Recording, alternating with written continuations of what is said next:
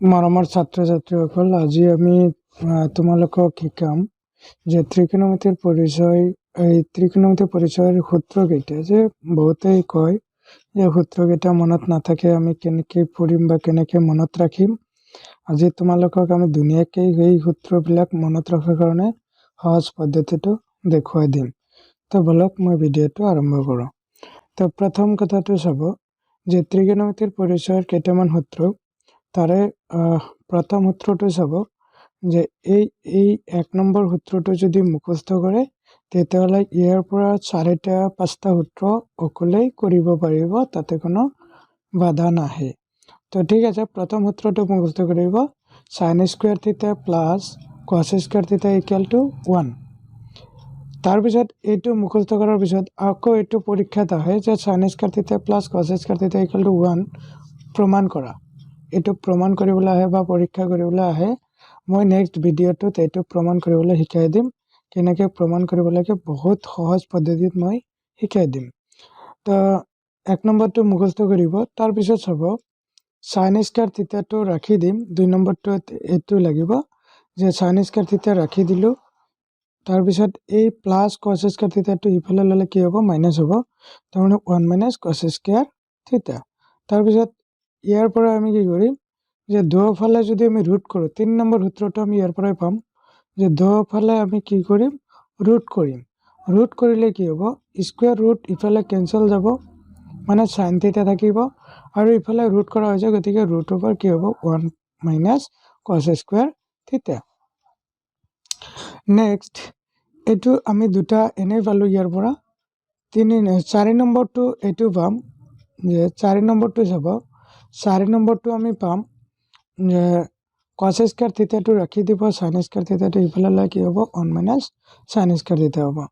তো 1 - sin square থিটা আকৌ আমি কি কৰিম, 5 নম্বৰটো ইয়াৰ পৰাই পাম যে এইটোক আমি দুয়োফালে কি কৰিম, ৰুট কৰিম। ৰুট কৰিলে স্কুৱেৰ ৰুট কেঞ্চেল যাব, ইফালে cos থিটা থাকিব ইকুৱেল টু ইফালে থাকিব ৰুট অভাৰ 1 - sin স্কুৱেৰ থিটা। এই 1 নম্বৰটো যদি মুখস্থ কৰে তেতিয়াহ'লে 1 নম্বৰৰ পৰা আমি কেইলৈকে আহিলোঁ, 5লৈকে আহিলোঁ। এই 5লৈকে আমি কি কৰিব পাৰিম, এটা সূত্ৰ মুখস্থ কৰিলে আমি 5টা সূত্ৰ এনেই ক'ব পাৰিম। বা তোমালোকে এইটোৱে কৰিবা যে এটা সূত্ৰ মুখস্থ কৰিবা আৰু বাকী এইবোৰ এনেকৈ বনাবা, যিটো মই ভিডিঅ'টোত দেখুৱাই দিলোঁ। নেক্সট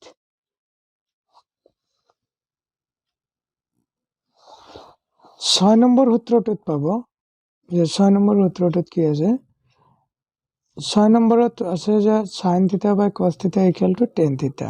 তো এইটো সূত্ৰ মুখস্থ কৰিব 6 নম্বৰটো।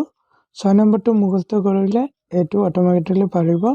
আৰু আমি জানো যে tan থিটাৰ বিপৰীত হৈছে cot থিটা, গতিকে tan থিটাৰ বিপৰীত যদি cot থিটা হয় তেতিয়াহ'লে এইটো আমি ওলোটাই দিম যে cos থিটা বাই কি হ'ব sin থিটা ইকুৱেল টু কি হ'ব cot থিটা। নিশ্চয় বুজি পাইছা। তো নেক্সট আমি কি কৰিম, নেক্সট আমি 8 নম্বৰ সূত্ৰটো মুখস্থ কৰিব লাগিব।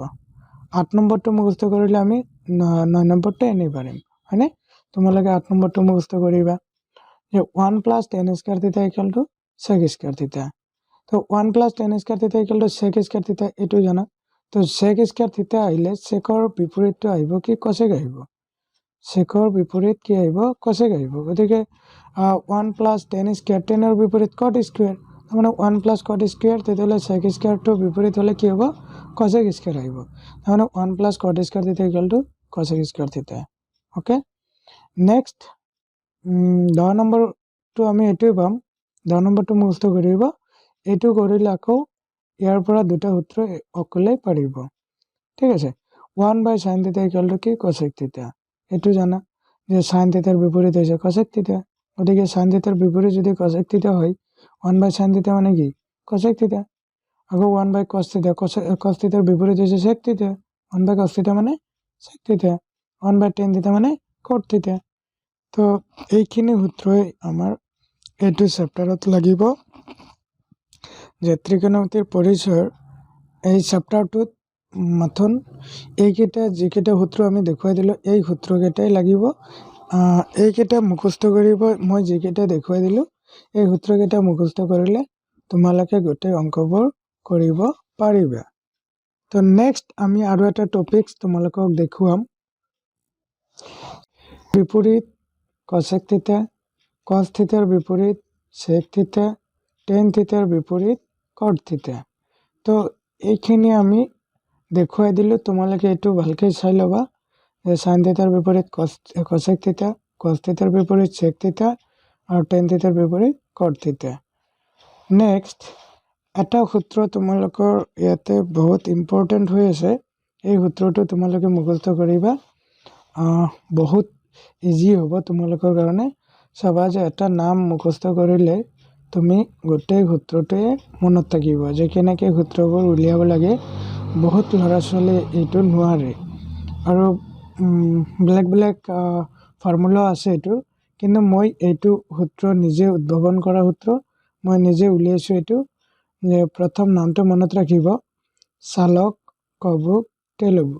যদি এইটো স্পীডলি কয় তেতিয়াহ'লে হ'ব চালকক বুকতে ল'ব। অ'কে, তো চালক কবুক তেলুগু এইটো মনত ৰাখিলেই হ'ল। এই তিনিটা কৰি আমি কি কৰিছোঁ, ভাগ ভাগ কৰি লৈছোঁ।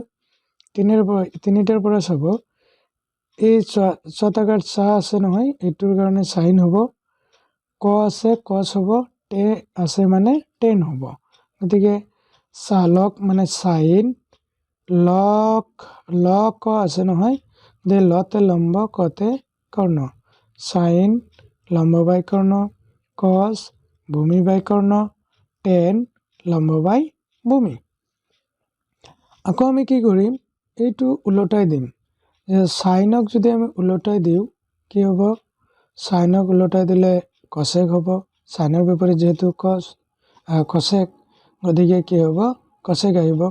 এইটো যদি আমি ওলোটাই দিওঁ, যে কৰ্ণ যদি ওপৰত দিওঁ, লম্ব যদি তলত দিওঁ, তেতিয়াহ'লে হৈ গ'ল যে কচেক সমান সমান কি হ'ব, যে কৰ্ণ বাই লম্ব। চেক আহিব, কচৰ বিপৰীত চেক, এইটো ওলোটাই দিলে বিপৰীতটো আহিব। তো এইবাৰ ওলোটাই দিয়া, তেতিয়াহ'লে কি হ'ব, কৰ্ণ বাই ভূমি। টেনক ওলোটাই দিয়া, ভূমি বাই কি হ'ব, লম্ব। তাৰমানে কট ইকুৱেলটো কি হ'ব, ভূমি বাই লম্ব। তো এই সূত্ৰটো মুখস্থ কৰিলে তোমালোকে অকলে উলিয়াব পাৰিবা, জাষ্ট এটা নামহে মুখস্থ কৰিবা। তাৰপিছৰখিনি তোমালোকে অলপ চাই ল'বা ভালকৈ ভিডিঅ'টো, তেতিয়াহ'লে নিজে কৰিব পাৰিবা। তো আশা কৰোঁ ভিডিঅ'ৰ জৰিয়তে যদি কিবা উপকৃত হৈ থাকে তেতিয়াহ'লে মোক লাইক কৰিব আৰু চেনেলটো ছাবস্ক্ৰাইব কৰিব, কাষত থকা বেল আইকনটো প্ৰেছ কৰিব। আৰু ইয়াতে যদি কোনোবা বস্তু নুবুজা থাকে তেতিয়াহ'লে মোক ভিডিঅ'ৰ শেষত কমেণ্ট কৰি জনাব, মই তাৰ সমাধান দিবলৈ চেষ্টা কৰিম। Thank U.